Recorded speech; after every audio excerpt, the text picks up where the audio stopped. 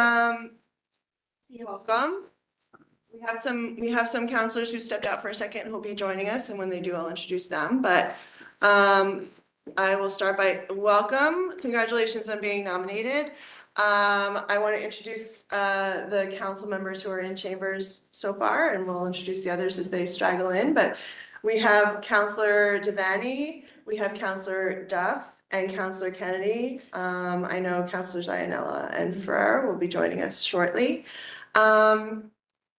I'd like to start by reading your nomination letter into the record. So, excuse me, can you excuse for 2 minutes? Of course. Thank you. On June 4th, 2024, to the Executive Council, dear councillors, I am pleased to nominate Gregory P. Teran to the position of Associate Justice of the District Court. I submit this nomination for the advice and consent of the Executive Council. I am enclosing the nominee's resume for your convenience. Sincerely, Maura T. I'd like to take a moment for you to just introduce us to the people who have come to support you here today. Sure, in no particular order, Nancy Summers, Josh Alper, Rachel Chunna, Humberto Teran, my dad, Chris Teran, my mom, Pamela Eleanor Wallace, my sister, emphasis on the Eleanor, Judge Matthew Shea, Michelle Sykes, my old partner Rob Kirsch, and Tony Hall. And I know I'm forgetting people, but it's a nervous day. Well, welcome to everyone. Thank you for making the trip out in support. The first thing we're going to do is call up your witnesses, and we're going to start with with Honorable Matthew Shea, Associate Justice of District Court. Welcome. You can sit, you can stand, whatever makes you comfortable. Stand if that's okay. Sure. I just come and urge this body to support this nomination. I have met Attorney Teran through professional ways in terms of psychiatric commitment hearings, which, as you know, is one of his specialties.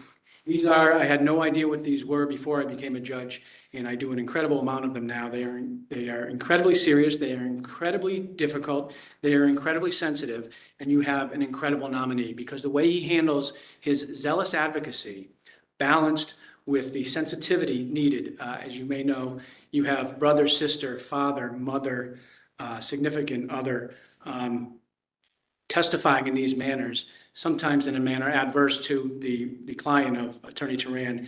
And what I wanted this body to know is I bore witness to his sensitivity, his humanity, his outstanding professionalism, and I think he will make a great justice of the district court. Thank you so much. Yes, Councilor Kennedy. Sitting Milk. Yes. Well, if Councilor Juvenville was here, he'd have a lot. That's true. My friend Councilor Juvenville. How long have you been sitting there now? 10 years, a little over 10 years. You.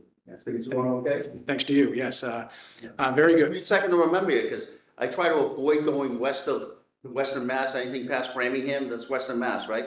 Well, I don't know about that. I'll leave the definitions to you. But Did you have an opportunity? Ocean? Yeah. Yeah, oh yes, always take a chance. But I was, no matter what the circumstances, I was going to be here because as you know, and as you've stressed, I watch on Wednesdays, you want good quality nominees, and you have a good quality nominee here, and I urge you. I think we got a superstar, but he tried to beat me in a case one time. I don't, Oh, Emphasis on try. I was gonna say that, attorney. I just picked up subtle little passive aggressive hint. Not subtle at all. Thank you so much. Councilor Devaney, you missed most of his thing, but did you have any questions for this witness or no? No. Okay, thank you so much. All right, next I'd like to call up Attorney Michelle Sykes as your second witness. Take a seat next to you. I don't get to sit next to you very often anymore. Good afternoon. My name is Michelle Sykes, and I'm an attorney who practices primarily in Western Massachusetts. Terrence Kennedy, yes, Western Massachusetts does exist, but we usually consider it Worcester and Dover. So I've had the pleasure of being the opposing counsel to Attorney Teran for approximately 5 years. Our cases typically involve people who are experiencing symptoms of mental illness and for whom involuntary hospitalization and treatment is being sought. I'm first going to echo the sentiments of Judge Shea with respect to the professionalism and the compassion that Attorney Teran shows to his clients. It is remarkable. I was remembering our first matter together, where it was a hospital civil commitment, and this is when we were still doing hearings in the hospital. And I walked in and I introduced myself and tried to make small talk with Attorney Teran. And it didn't go well. Didn't have much to say, and he didn't smile very much. And I'm sitting here thinking, this is going to be a real tough nut to crack. But what I've come to realize over the years about Attorney Teran is that he doesn't waste words. So he observes, he listens, he assesses, and then he takes that information as well as his legal knowledge, and he formulates a response or he makes his argument. I feel fortunate to have Greg as the opposing counsel to me. Excuse me. His advocacy of his clients has made me a better lawyer. His memos are well written and he has amazing legal arguments. I don't agree with most of them, but he formulates his arguments very well. He understands the procedural processes and what the evidentiary issues are. And most importantly, he seems to understand what it is that his clients need from him. So I've previously spoken at the Western Mass hearing about the compassion and the patience Attorney Teran has with his clients. And I spoke of his active listening and his advocacy. Today, I'm also just trying to remind you all that he has amazing legal knowledge as well. So it's for these reasons that I'm here to say to you that Gregory Teran would make a great district court judge.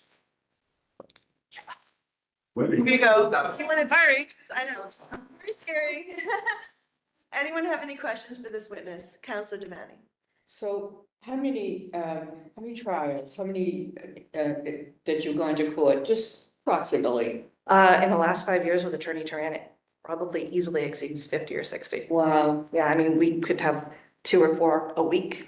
you don't know what that means to me, because I've said it before. I have seen in my 25 years, someone sit there and I'd say, no, I saw him once. That's not good. That's not good enough. No, absolutely. And so you really know, and I think you are, exceptional witness to come, that you were in opposition, so that I'm thinking, when you left the courthouse, you knew, well, I lost, but he was fair and he treated me fairly. So did you feel that way when you went up against him? So we don't normally lose. Yeah. He's doing what he needs to do to advocate on behalf of his client, win or lose. And I don't think we take it as win or lose, quite honestly, on either side. It's the fact that it's an adversarial type of hearing. I disagree with the way we have to have these hearings. But he is always professional, and he's an individual who is going to use the law to the best of his ability to get the best outcome for his client. Well, your testimony means a lot to me. Thank you for coming. You're welcome. Appreciate it. Does anyone else have any questions? No. Thank you. Thank you. I want to say thank you for both coming and sharing your thoughts in Springfield and then coming out to Boston to do it again today. Thank you all for your time. Appreciate it. So we did originally have a third witness who submitted a letter instead, and I'll read that at the end. But right now I want to see if anyone else in this room is here in support. Seeing none, does anyone want to speak in opposition? There is a line outside. Oh, please. No, I closed the door. I was I'm gonna say that. Seeing none, did you want to stand up in support? It's getting stale. Sure. Eddie, getting stale. Tell us your name. Robert Kirsch. I am, as identified, I'm his old partner. I would have preferred a different adjective, but I think it's at this point. We had one case together, but I think it's safe to say that it was a case that was very significant for both of us. We represented 6 men who were interned at Guantanamo Bay on a long basis starting in 2004. In that case, we had the full weight of the United States against us. Remember that this was a time when we were being told that the people held there were the worst of the worst. We had security clearance issues.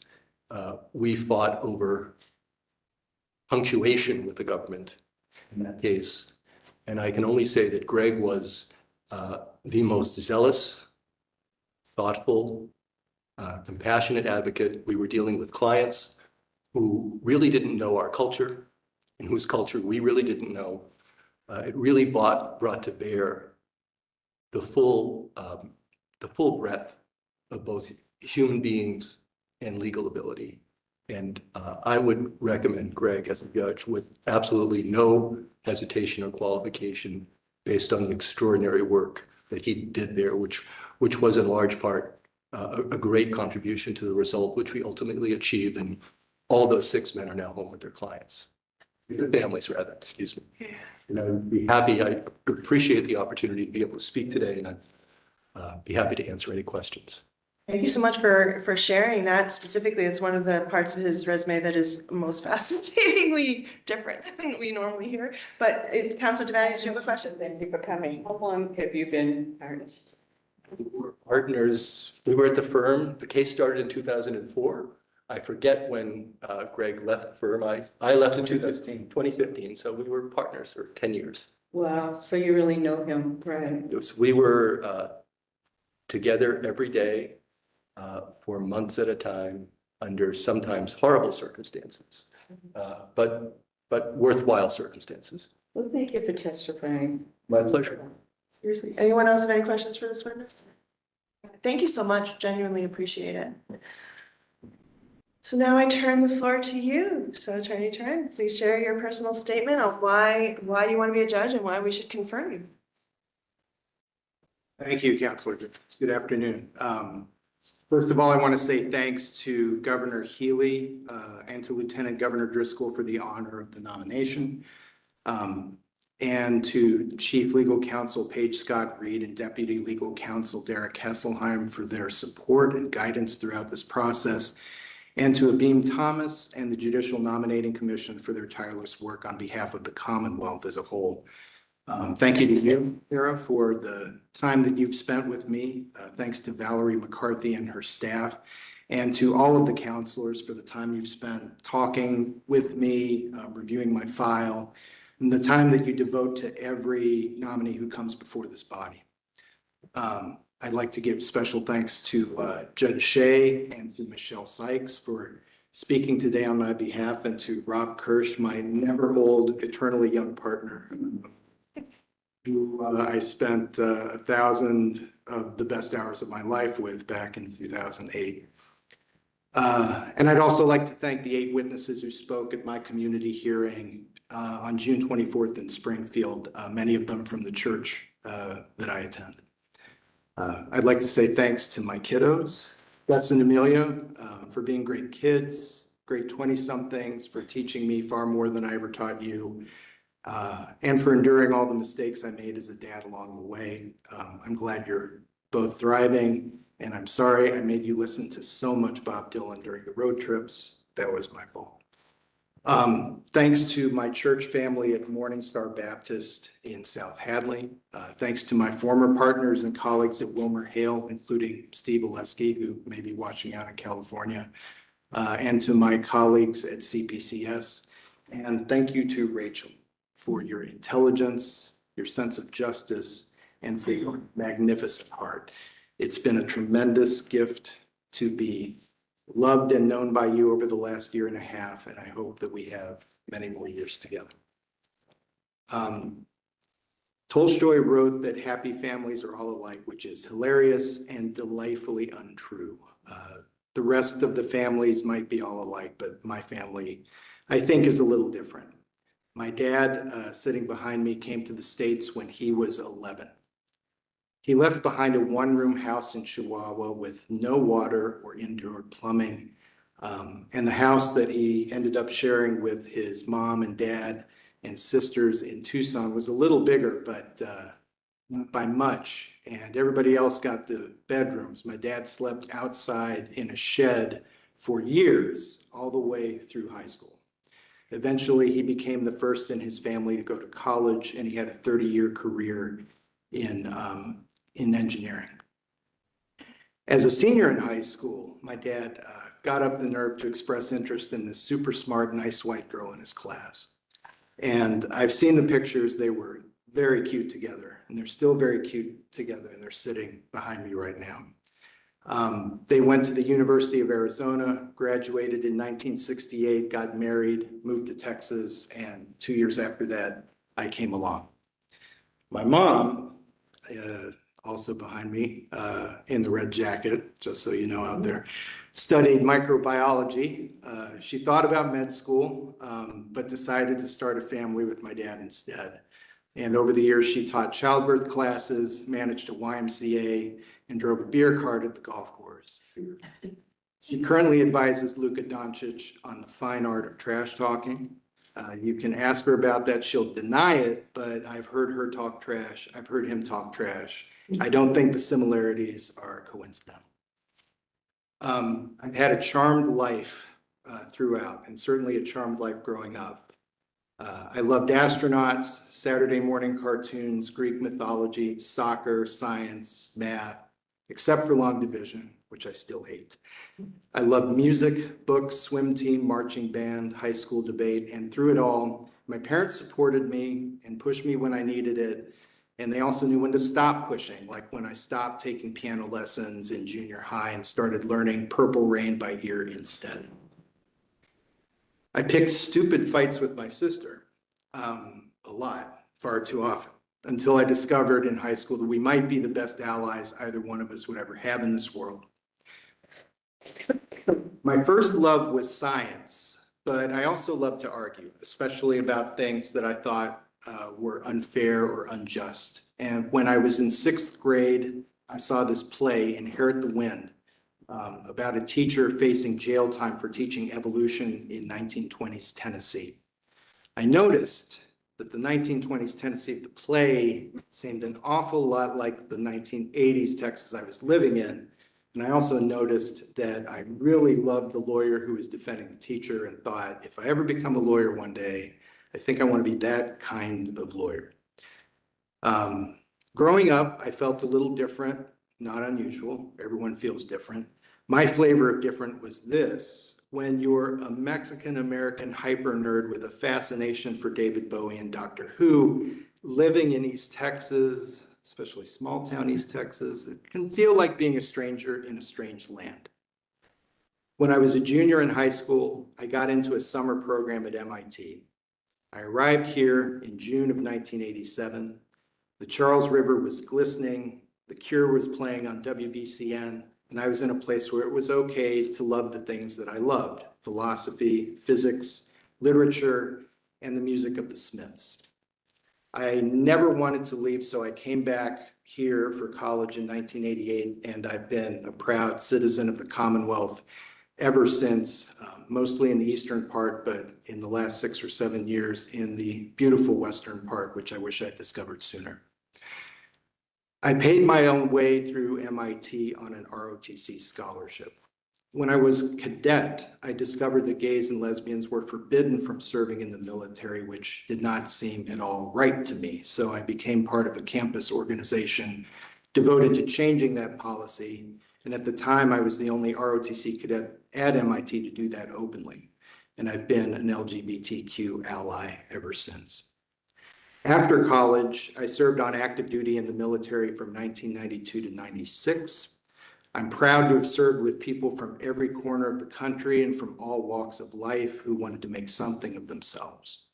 I'm proud it was the Air Force, the same branch of service as my grandfather, Leslie Larson. He came back from World War II with a hatred for macaroni and the love of Glenn Miller and Lawrence Welk. And in time, I came to love those things too. He gave me the best job I've ever had, which was shoveling sheep manure at a friend's farm in Colorado. I hated that job. I didn't think it was a great job at the time, but Grandpa Leslie, in addition to being a Midwestern farm boy, was a little bit of a car salesman. And he said, "It's a great job, Greg. There's nowhere to go but up." And he was right. He was the first man I saluted when I was commissioned in 1992. And I wish he were here today. I've had a 24-year legal career. the first 15 years at Wilmer Hale made me a formidable lawyer, but it's the last 9 years at CPCS that have been my PhD in humanity. I've served hundreds of people over the last 9 years. I've met them in lockup. I've stood by their side in court. I visited them in jail, in prison, in psychiatric wards throughout the Commonwealth. I've asked questions and given legal advice and done the lawyerly things that lawyers do. And I like being a lawyer and I'm good at it. But over time, the lawyer stuff became less important to me than the human stuff. I've sat with my clients on some of their worst days. I've read Elizabeth Bishop with them. I've talked about life and family and philosophy and religion with them. I've listened to contraband music with them. I've sang songs with them, borne witness to their suffering. And I've tried to represent them with dignity, grace, and a firm, unyielding insistence on their full humanity. My life transformed when I began to let go of some of the privilege and success I had accumulated, and I began to turn towards suffering, not away from it.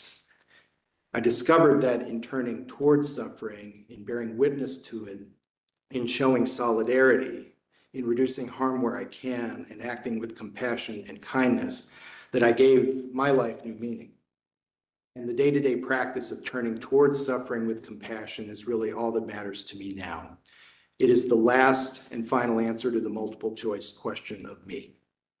If I'm confirmed, I believe the practice of compassion will help me cultivate the patience to be respectful, thoughtful, to listen deeply, and to treat everyone who works in the court and everyone who comes before the court with dignity. And that is the practice that I would bring to my work as a judge every day. Thank you very much. Be happy to answer any questions. Thank you so much. We're going to start with Counselor Devaney. Nice to see you Good again. to see you too. Thank you for coming a distance and spending all that time with me. I appreciate it. And you're on the Hall of Fame for the Belgian waffle. I am so impressed with your background. I served 22 years on the Commission on Disabilities, and I always ask when I meet with nominees, what is their experience with people with disabilities? And you have more than I could hope for. And I think the last 5 years, you've demonstrated that with people who have really been outcasts, and you have given them a helping hand. Tell me what the most rewarding case you've had. When I think about that these days, I think mostly of, it's maybe not one case, but there are 2 or 3 clients of mine who I've worked for over the past 4 years or so, represented them in commitment proceedings and in guardianship proceedings, and have had kind of an ongoing relationship with them. A couple of them are still in the hospital. One of them actually got out about a year ago, and I see him pretty regularly in the community. So those are the people I think about when I think about the most important things I've done. No, I've served with people on the commission. One member had a son with Asperger's symptoms, and he used to come to the meetings. You have really been noted for that. Tell me, some of the things that that have to be done and what is not being done. I think it's important for all of us, and particularly anyone in the court system, to really bear in mind all of the ways in which we could make the court system more accessible to people who are living with disabilities, who may have physical impairments in terms of getting access to court, who may speak a different language, and who may have various forms of cognitive disability, so that you need to really break down what's happening in the most simple and straightforward way possible. Okay, so you have seen cases that you've been successful, and then you learn that there's no follow-up for this person getting any help, and you have done that. So when you go to this court, what can you tell me that needs to be done And what changes would you like to see? Well, that's a great question. And I think, the question kind of hits one of the big problems that we face, not only as a court system, but as a society, which is offering the kind of care and compassion and service and follow through that people living with disabilities need, which doesn't end at the end of a case or the end of a particular chapter in that person's life, but can also often be ongoing throughout their life. I don't have a particular, I don't have a 7-point agenda for that, but I can tell you that just as a matter of values, that's something that's going to be incredibly important for me if I'm confirmed for as long as Well, I serve. you're an attorney, you weren't a judge, yet you reached out and helped these people who were just released, like, just to go out there and whatever happens to them, and you interceded. Don't you think there should be more involvement with judges? I think that would be great, yeah. And I've known that there are people in the community who are really,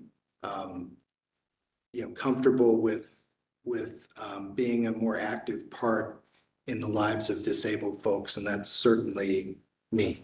Well, there seems to be so many agencies, and it just, I just couldn't understand, looking at all your cases, that's not part of it, that there's a follow-up. I mean, you have to follow up when people, commit crimes and they go to the parole board. I mean, they need help when, I don't understand that at all. And you bring up a really great point. I mean, I can think of a client that I have right now who, one reason that I'm representing him is because he served a lengthy prison sentence, and when he left prison, he left with almost no services in place for him. Things fell apart for him pretty quickly, and he ended up in the hospital system, and he's been struggling to get out of that ever since. By contrast, one of my current clients discharged from the hospital with a really wonderful set of services wrapped around him. And thanks in large part to that, he's doing okay. So, so really, well, I want to thank you for your service, your military service. I'm kind of from a military service people. My late husband was a Marine, my son was, and so on, but I thank you. How do you think that helps you to be a better judge, what you have learned? And I thank you for reaching out to people who are gay and have been discriminated against. So how do you think your military service helps you to be a better judge? One of the things that I loved the most about being in the military was this. I mean, it was, and this was 30 years ago, and I'm sure it's the same now, but my experience is a little old now. But it was really the most democratic institution I've ever encountered, in the sense that I was working with and for people from all over the country, from many different backgrounds, many different political persuasions and, points of view, all coming together to, to serve the country and to do a particular mission and to, kind of figure out how to get things done. I think that was an incredibly valuable experience in just learning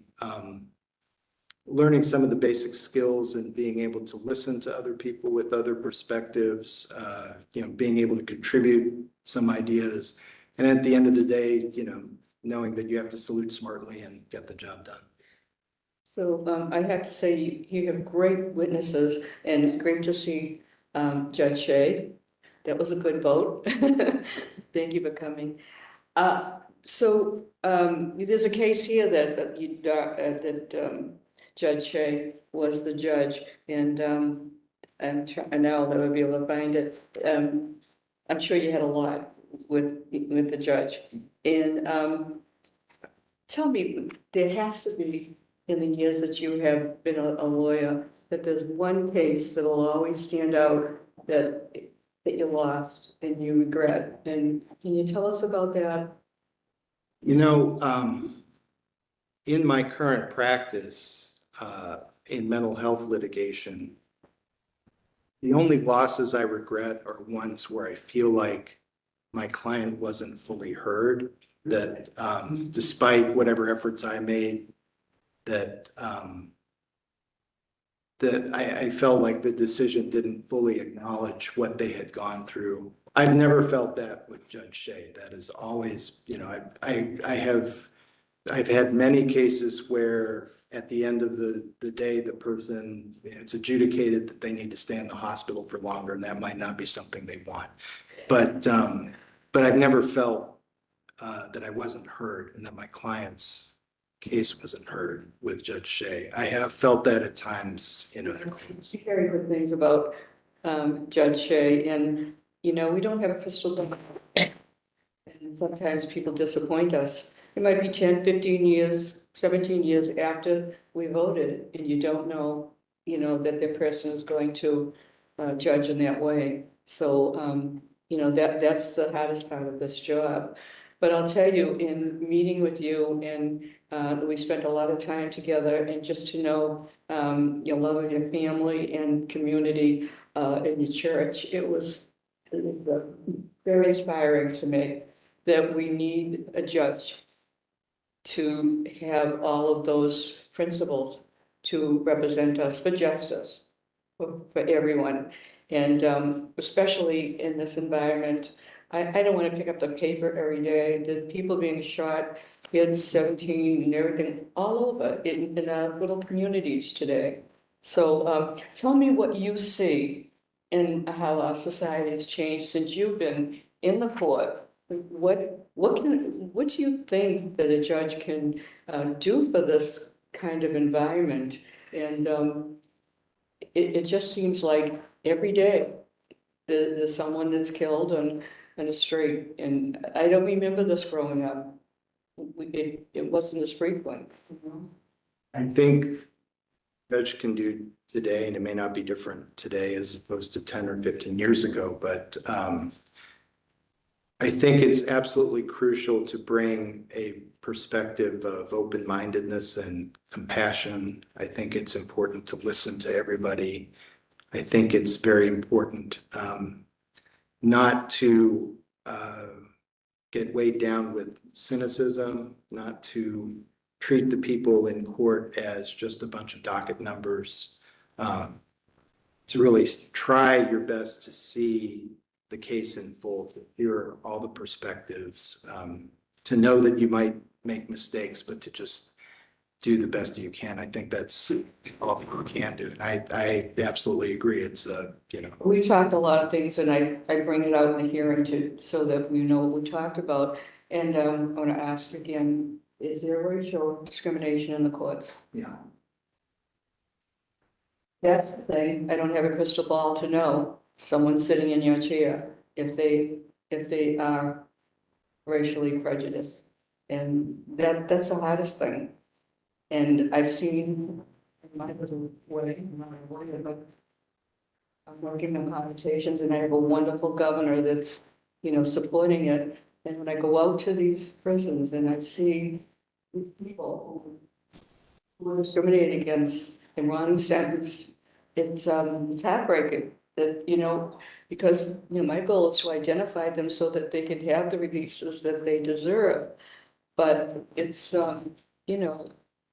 it's not an easy task. And I'm just wondering, do you have any way of knowing, how can we change this perception of our courts and the judges and their thinking?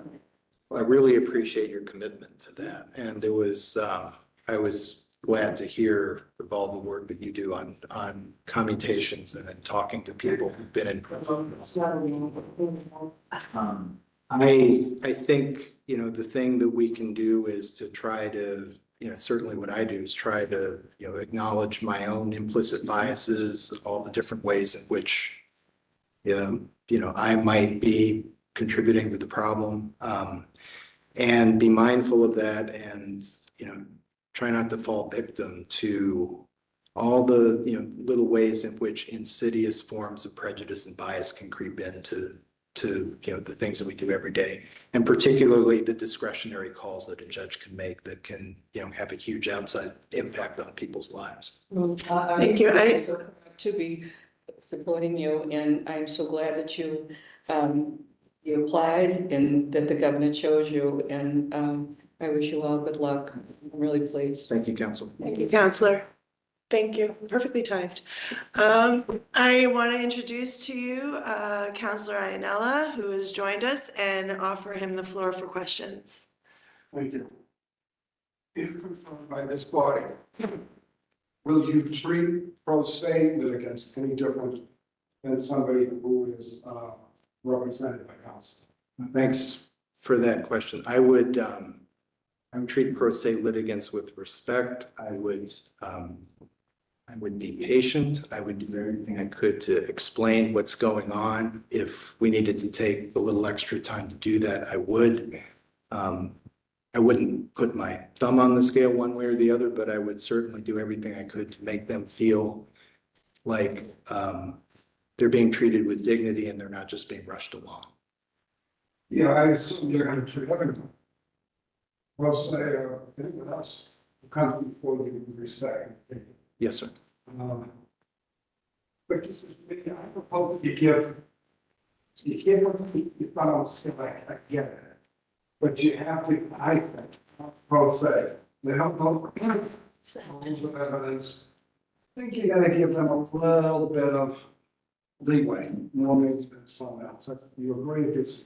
I absolutely agree, and I'll go one further. I've had many cases where, many mental health cases where a client of mine ultimately makes a decision that they want to represent themselves. They want to be the one who speaks for themselves, and I'm sitting there as standby counsel. And I find it, very important to me for them to feel like they're not completely lost or at sea, and that the judge who's hearing the case is really listening to them and giving them every chance to say what they need to say. Now, you've been on the committee for public counsel, correct? Yes.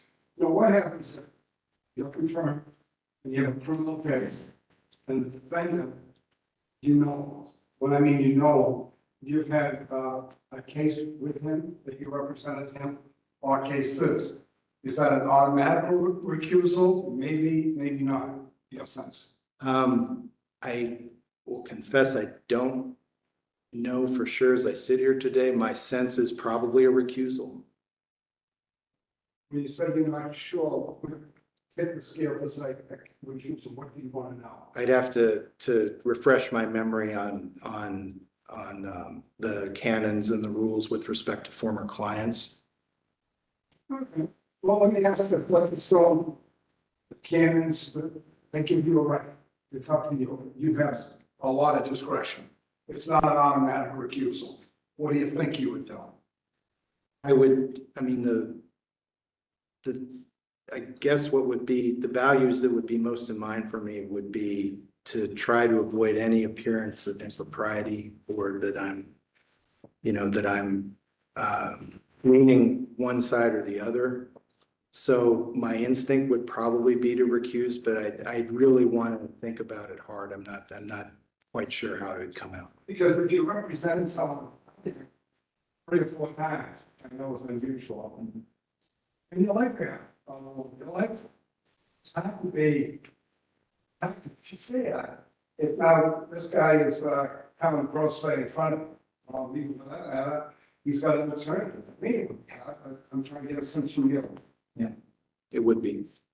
What do you do in a situation where you have a prosecutor, criminal case, let's make it easy, OUI, operating under the influence. You can tell that, you can either tell what's been brought to your attention that this is maybe like the first or second case that this prosecutor's had. So everyone's nervous. You got to assume that he or she's nervous. You bring it back first of all. Of course. And now the defendant is a seasoned attorney, say like Attorney Kennedy. Okay, one of the strongest most legal attorneys in the state. Let's assume that was the situation. I mean, in the case, Was that? he beat me in a trial. Excuse me, she? So the situation is prosecutors, good job, you can tell she's nervous. And you know what happened? The prosecutor fails to prove the elements of a public way. The prosecutor did a great job. The officer was on the stand, this and that. Oh, man, really good job.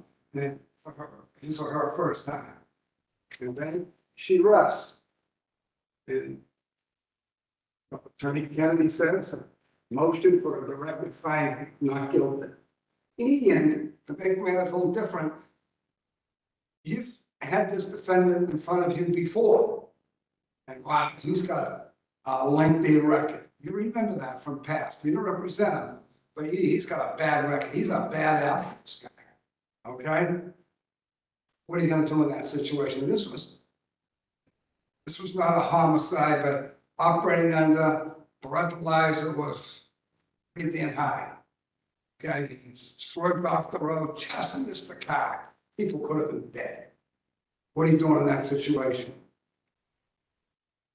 As much as I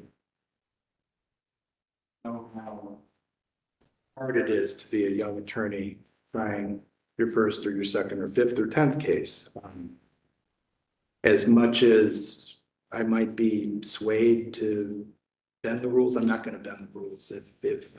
If the Commonwealth hasn't put in the case, I have to make a required finding. I can't put my thumb on the scale. Let me ask this, I did not do any information. I did it years ago. I haven't done it in a long time. And I don't even know what I'm about to say, it's a problem. What if, look, Commonwealth, think hypothetical, Commonwealth rest, and Attorney Kennedy said, motion for required finding, blah, blah, blah. And the defense, the prosecutor, excuse me, Judge, I'd like to make an oral motion to open up the case, of which you haven't made an official ruling yet. And I don't even know what I'm saying is even possible. But you understand what I'm saying? What do you do in that situation? If the prosecution's rested, there's nothing I can do. And I'm not going to bend the rules. Okay. And this is more of a question, which like, what type of person you are. Now the case is over, everyone's gone, this is the last case of the day. Do you say anything to the prosecutor? Obviously, I think you did the right thing, or you would do the right thing. You put her aside at the end and say, hey, you know, this is like, you did a great job, or you don't say anything. Yes, it's all. What would you do with that? My instinct would be to let that prosecutor know that they did a good job, or that they tried a good case, that I couldn't help them out the way that they might have wanted. So you would actually speak to the prosecutor? It would depend on the particular relationship with that attorney. Yeah. I don't know, I'd have to, my instinct would probably be to let them know, if not that day, like at some point that I respect them, that I think they're doing a good job, that I couldn't find for them in that case. Yes, for myself, obviously, I'm not a judge, probably say something for them. Yeah. It's the person going to be devastated. Yeah. First case, second case, oh my God, spending so much time on this, like 4 times longer than anyone else.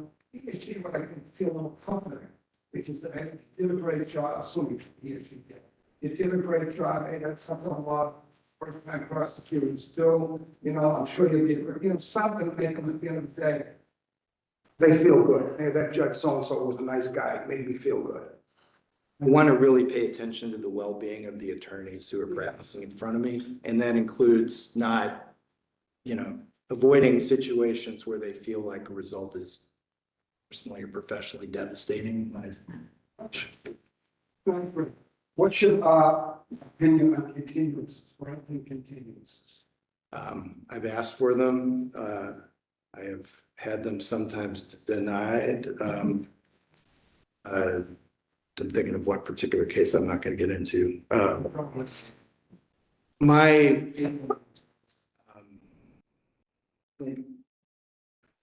Lawyering in our courts is a really tough job, particularly for individual practitioners who may not have, people that can back them up in a particular case. So I'm going to take all that into consideration, probably be pretty flexible on continuances. And again, I want to know the judge, but then, what do you think? You ask the judge for a continuance, and you got denied. Do you go out and say, this is, I know I've been pretty damn furious. What are you thinking? In my case, I had COVID and it was a long story, but it was Superior Court case that was pretty contentious. In any event, I feel like if the courts are going to be serious about protecting attorney well-being, then the courts have to be serious about being flexible with continuances. Okay. Yeah, I mean, if you grant too many continuances, last time I checked, you can't be fired. Well, As far as I know. you can't be fired. So, people, now you go to a court, out of the western part of the state, the presiding judge has a policy. After one continuance, there's no further continuances. Okay, that's it. The rule for this presiding judge. You have to fit in there this week, and someone comes in and asks for continuance. But we already got a continuance 2 months ago. You know the policy of that court. Presiding judge, what are you going to do in that situation? I think if the reason for the continuance is one where I'd feel like, I'd be okay standing in front of the presiding judge and explaining why I granted it, I'd grant it. Okay. Under what circumstances? Because continuance is an issue that I have a lot of lawyers talk to me about. So give me an example of a situation where you would not grant a continuance.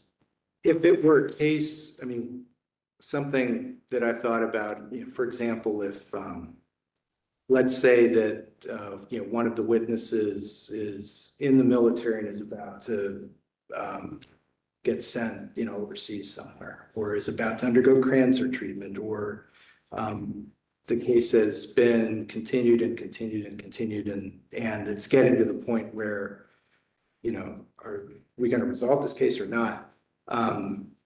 That might be the kind of circumstance where I'd be less inclined to grant a continuance, but if it's not fitting that sort of paradigm where, we really need to get to resolution, then. Same type of situation. But the case is on next Tuesday, and there's a federal case. There's a Social Security disability case. It's not a Massachusetts state case, but it's a federal case. And that judge there, Judge so-and-so, said, hey, I want these parties to go. The same scenario that you just mentioned, overseas, there's the witnesses. What are you doing in that situation? I'm sorry, that there's a. So in other words, it's not another district court. Uh, It's not another district court in Massachusetts. It's not a superior court in Massachusetts. It's a Social Security. That's the federal level. They did not give him this person continues. They have to go in front of other lose their benefits for Social Security.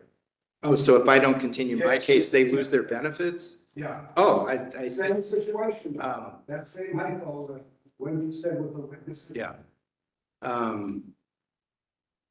I'd have to give that a lot of thought. I'd be really inclined to grant that continuance rather than have someone suffer the collateral. And besides the federal government, in those cases, go over in the state case, go to Biden's. That was mine. And therefore you have to be the continuance.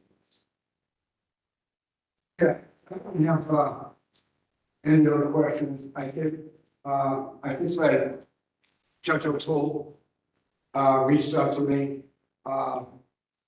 One of my former employees, many years ago, Judge Brendan reached out to me. They think the world of you. And those are two people I have high regard for. I want to let you know that they did reach out to me. Thank you, Councilman. I don't have any further questions. Thank you. Thank you. Thank you, Counselor. Moving on, Counselor Duff. Thank you, Madam Chair. Great to see you. See you too. Thank you, first of all, for your service to the Air Force. We talked a lot about that when we spoke, and for your application to this. It's great to see public defenders, CPCS people step up for these jobs. We need folks with that background in our courts. I think it's something that, you know, we're always trying to find the balance, right? The scales of justice. So thank you for that. You know, I don't have a lot of questions because you and I spoke for a really, really, really long time. We covered a lot of subjects. I do have to say from your opening statement today, though, you asked me a question I never answered, and that was about the music. I think we would be in perfect synchronicity listening to what you were a little young to have reference some of the bands actually that you did, but good taste. Anyway. We've already covered a lot of these things. What will be your biggest challenge, that sort of thing. I have certain issues that are very important to me, and the LGBTQ plus community, making sure that not just that people are seen and heard, but they're safe, particularly our children who may be part of this community or any other disenfranchised community that end up in the system. A lot of reasons they're there is because they've done. So many people, they commit crimes, desperate people do desperate things. And so the holistic view that I think you and I share of how we go about correcting things is something that's very important to me. It doesn't absolve people of crime. You know, you can't say, do you know who I am sort of thing, and think you're going to get, you know, absolution for that. But it does mean we have to be thoughtful and mindful about it. The same people with special needs, people either cognitively impaired or physically impaired. Our courts are, you know, I have to say, I think they're making a lot of strides, and it's a lot of work. Our courts, I'm going to guess, get maybe, I don't know what the number is now, out of our state budget, less than 5% of the budget. And they're an entire branch of government. That's pretty shameful. We need retrofitting in courts, and there's not a lot you can do about that except pontificate from the bench if you get there that we need it. And make sure that different physical abilities can get in, because that is all of us. All of us will be someone who's probably can't hear that well, can't see that well, can't walk that well at some point of our lives. And so it's important to me that when we speak these things, and it's one of the reasons I speak these things aloud, is so we think about it. You know, it's not other. These are not other. These are us. And so I know that you're very fully aware of that. In the last group of people that we're all concerned about, of course, but I think has really sort of fallen by the side, are people who are suffering from addiction. Your work, particularly with people who have been dealing with psychiatric issues, some of them I'm sure were self-medicating. For all the pounding of fists in speeches that have been made in this building since I've been here, there is very little that has actually really changed, right? This is not, you know, as I think it was Councilor Jubenville used to say, it's not a problem we can arrest our way out of. But also the sobriety, the success rate of someone who's addicted to opiates is about 15% that they'll live. It's dismal. And so, you know, from my chaplaincy work, this was a big part of my population that I worked with. It's one of the things that got me to, you know, really look at running for office, even though I'd always wanted to, but seeing a population that nobody really believed this was happening to. You know, I could give you over coffee sometime, my whole theory of how we do this, but I won't do that today because this is not about us. Like, I know some people want the camera to be on them. This is about you. It's not about us today.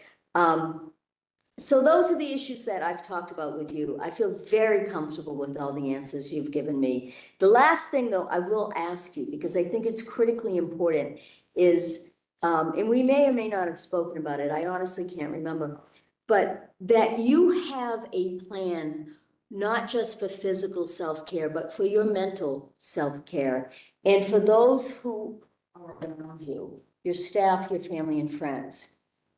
Our judiciary is under attack in this country. And we see judges, unfortunately, seems like every 6 months, some judge in some part of the country has been maybe assaulted, maybe killed. And it's not okay. We've completely lost our way of civility.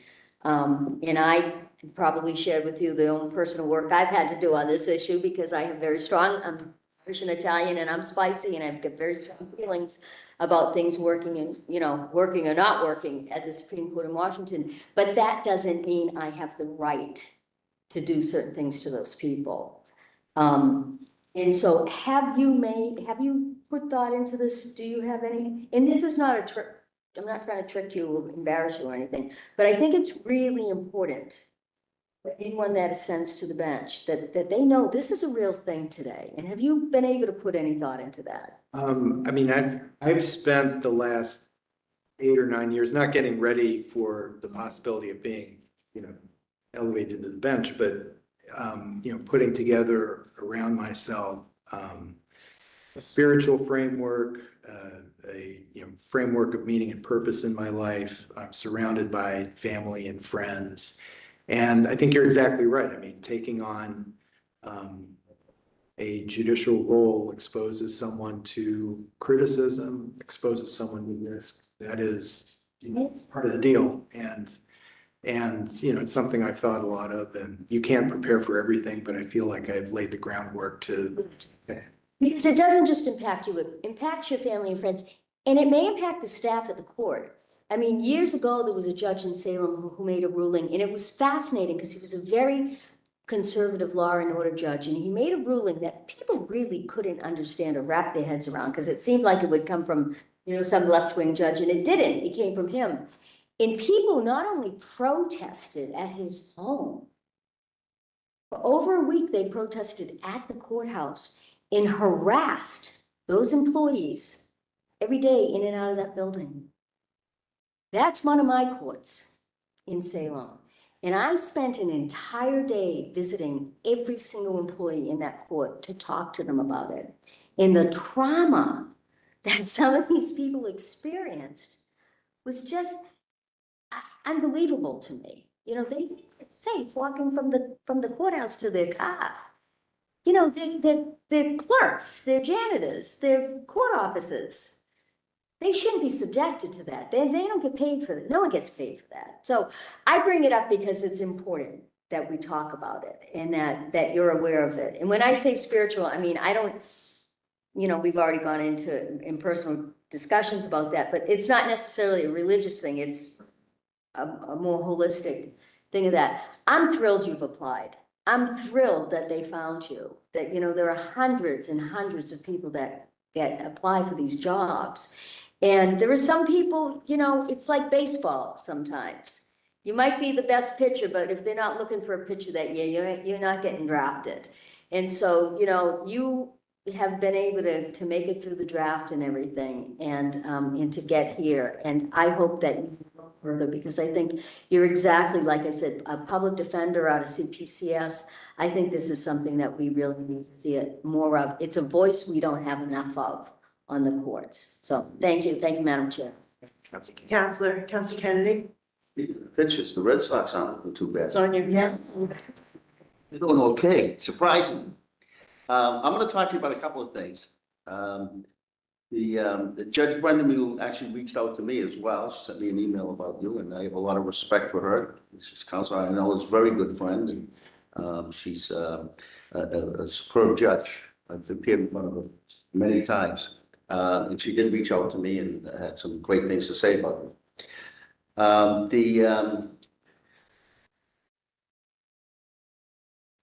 Council Duff touched on issues with courthouse security and people going in there and causing problems and disruptions. I've actually been involved in something today that's very, very disturbing. And I'm dealing with judges, and it's very disconcerting the way the trial court's handling it. There was a gentleman arrested in Maine over the weekend. I was actually glancing at the reports that I just got on it. He basically, his mother turned him in. He's a military veteran with severe PTSD, according to the police reports from Maine, who threatened to kill the victim in the case, which was a restraining order down in Massachusetts, a violation of restraining order, and threatened to kill the judge. The mother thought it was a credible threat. They found the guy with a bomb, a grenade, a vest, a bulletproof vest, and a number of guns. He was arrested up in Maine. And he threatened actually 2 judges and threatened to blow up a courthouse. It was a pretty credible threat. It was found to be credible. This has unfolded over the last 2 days. Both of the judges I know very, very well, consider them friends. And both of them are incredibly upset, mostly at the way the trial court has handled it. They got a phone call saying you were threatened, but don't worry about it. Haven't heard anything since. Weren't provided copies of the reports. They weren't provided any information at all. They weren't provided any security at all. I got the reports from them. And it's a very, very serious threat. And that's going on a lot. Now, you've been dealing in CPCS. And by the way, you gave up a lot of money to go into public service. You did. You know, and I respect it. You gave up a lot of money. I wouldn't have done that. I know someone else who did do it very recently, go into public service, and I'm a little upset at it. Yeah, my daughter. But you've been dealing with just those issues with somebody like that. You're a veteran, and this guy's a veteran with some severe mental health issues, but also a very dangerous guy. Now, this guy's in your court someday. You see these issues that you've dealt with, that he's a veteran, PTSD. We respect why he's in the situation he's in, which is because of his combat duties. He was a sharpshooter too, which makes it even more unnerving. How are you going to handle somebody like that in your court, given your background, dealing with the mental health issues, given that you got somebody who's a really, really serious threat, not just to the victim in the case, but to the people that are working in your building, including yourself? What are you going to do about someone like that? You know, Counselor, He's there on arraignment on a minor violation, and you see the issues. I mean, if there's a request for detention. I'm sorry? Is there a request for detention under 58A or? Well, I'm sure there will be in this. There was a the situation was a 58A with an agreed upon release of conditions that included a GPS. That agreed upon, by the way. Now, presumably there's a warrant out for him on that, but hope so. Yeah, I mean, the considerations in those kind of cases are, you know, they're really severe and they're very significant. You know, you can, on the one hand, you know, something that's going to weigh on my mind is it's always a terrible thing to take away somebody's liberty, even if there are warning signs. You can't do that lightly. You have to have really good reasons for doing that. At the same time, it's really, really important to thoroughly understand the risks to public safety that someone in that situation. This guy is dangerous, and this is real. Yeah.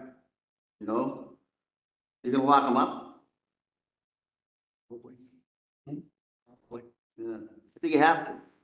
When I leave here, I'm gonna get on the phone with my friend Tom Ambasino, the court administrator, and I'm gonna talk to him about the way judicial security has handled this. These two women, there's 2 women judges, are really upset. They're both out looking for security systems for their homes right now that they have to pay for themselves. That's terrible. And they're getting, you know, she referred to the judge in the recent case getting threats. She has been getting threats. I've heard about those. But they put a cruiser in front of her house, a state police cruiser.